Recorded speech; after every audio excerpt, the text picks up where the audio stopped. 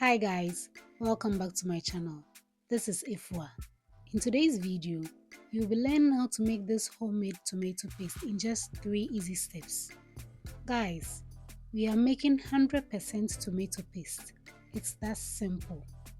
No fancy equipment needed. All you need is some fresh tomatoes and a blender. So let's get started. I've already washed my tomatoes thoroughly. You can wash them with some salt and vinegar and rinse with some water. So the next step is to deseed our tomatoes. This will ensure that our tomato paste is smooth and it has a rich red color. So you can either use a knife or do it as I'm doing it here. I prefer doing it this way because it's quite easy and faster.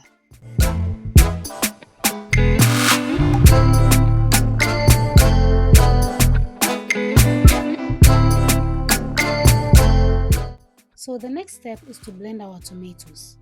We will be blending in batches. Add some bay leaves and rosemary. These are optional. Do not add any water when blending. If you are struggling to blend your tomatoes, you can add some tablespoons of water. We will pour our blended tomatoes into a saucepan.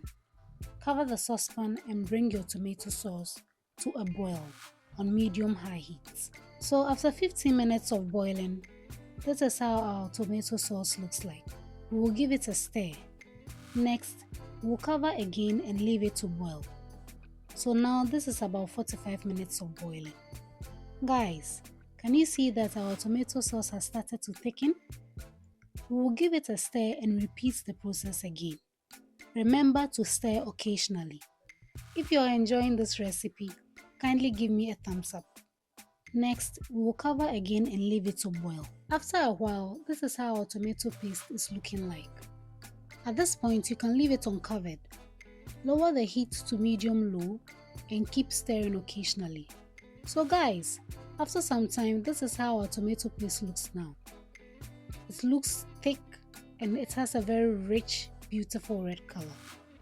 Guys, this is 100% homemade tomato paste. Can you see how simple it is to make? Get yourself some fresh tomatoes and make yours. You can use this tomato paste for your jollof, your stews, soups, and so on. Let me know in the comment section if you'll be trying this recipe. So next, we will leave it to cool down and store it. You can store them in the freezer in small batches. If you enjoyed this recipe, then watch this playlist next. The links are in the description box below. Don't forget to like, subscribe, leave a comment and share this video with your family and friends. Thank you for watching. See you in the next video.